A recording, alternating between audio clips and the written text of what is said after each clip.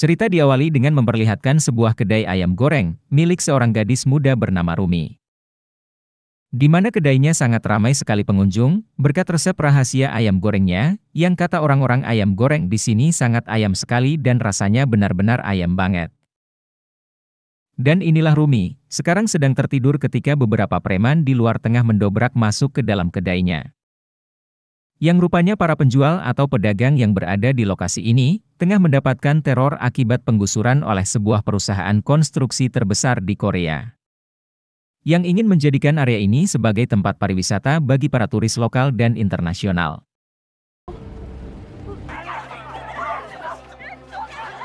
Sang ibu pun menancap gas untuk melihat anaknya.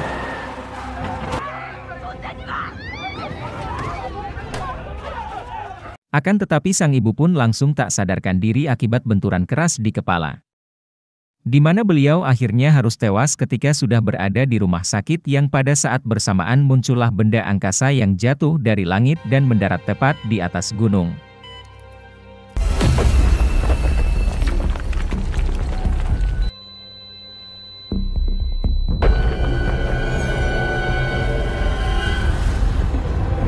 Dan ya radiasi dari benda asing itu pun tak sengaja masuk ke dalam air yang diminum oleh seorang bapak-bapak.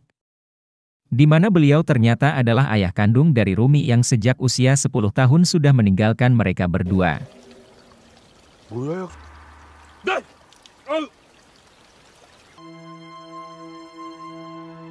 Dan akhirnya, kekuatan super pun mulai merasukin ke tubuh si bapak Rumi. Sadar jika ada sesuatu yang salah dengan tubuhnya, Shin pun segera pulang ke kontrakan untuk mencoba kembali apa yang dilakukannya barusan. Yang ternyata air yang sudah terpapar radiasi asing kemarin sudah menyatu ke dalam tubuh dan syarat-syaratnya yang membuat Shin memiliki kemampuan untuk memanipulasi atau menggerakkan objek hanya menggunakan pikiran yang biasa disebut dengan psikokinesis.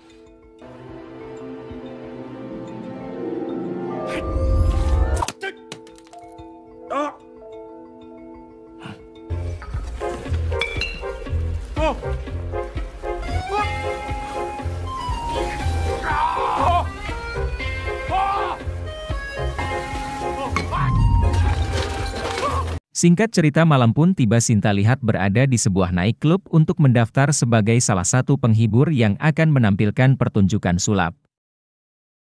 Di mana sang manajer begitu dibuat tercengang tatkala melihat asbak beserta puntung-puntung rokoknya melayang di udara.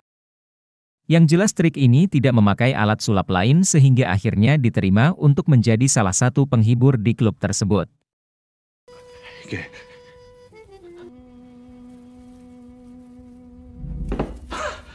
나이트장에서 공연을 좀 해보면. Saat itulah Shin melihat si bos preman bersama pasukan yang menuju ke tempat para pedagang.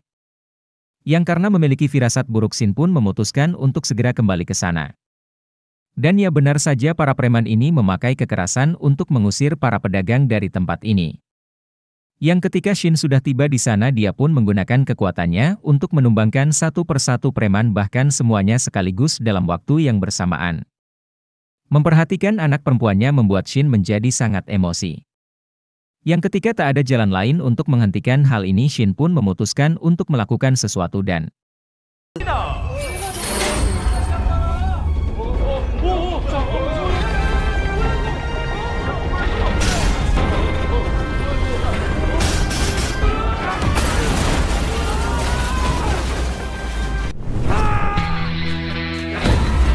ya betapa terkejutnya direktur dengan kemunculan Shin yang datang menghampirinya di mana Shin menghancurkan mobil si direktur dan terbang untuk pertama kalinya menuju lokasi kerusuhan tersebut.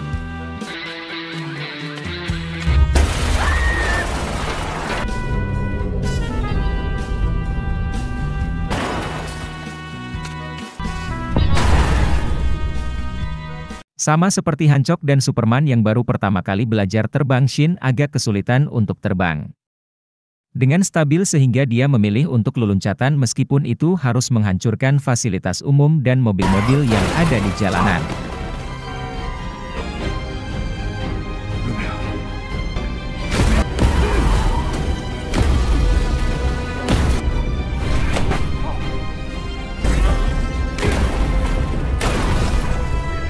Di lokasi sendiri terjadi momen menegangkan ketika satu pedagang harus bergelantungan pada pagar yang hampir copot di mana para petugas ini seolah tidak peduli dengan keselamatan warga sipil.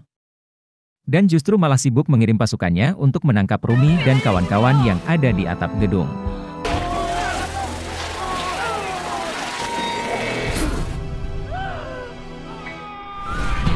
Yasin berhasil menyelamatkan si pedagang lantas dia pun terbang menuju ke atas gedung, tetapi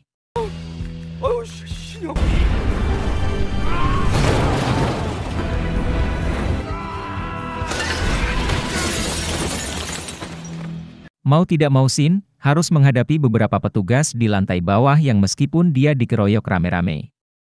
Sampai terkena pukulan berkali-kali Shin dengan kekuatan supernya pun berhasil menumbangkan mereka semua demi menyelamatkan Rumi anaknya.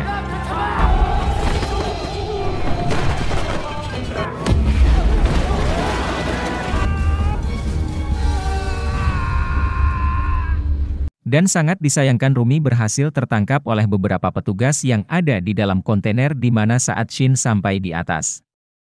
Dia langsung diserbu oleh puluhan petugas yang membuatnya lagi-lagi harus dihajar habis-habisan meski pada akhirnya dia berhasil menumbangkan mereka semua.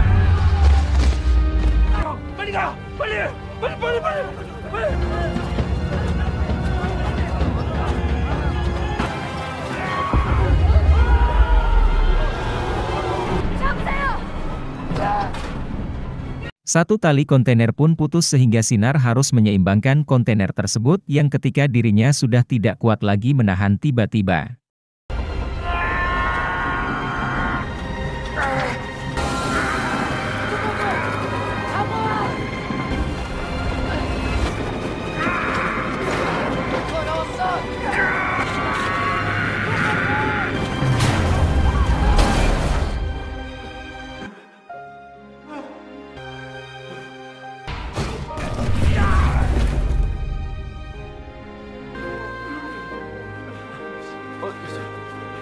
Setelah Rumi berhasil selamat, Shin pun turun ke bawah untuk menemui si bos preman dan para petugas. Dia pun langsung menghajar si bos hingga tak sadarkan diri barulah dia menjulurkan kedua tangannya untuk diborgol. Sebagai bukti bahwa dirinya taat hukum dan aturan yang berlaku sesuai dengan Undang-Undang Pemerintahan Keadilan dan Sosial bagi seluruh rakyat Korea. Singkat cerita film pun habis.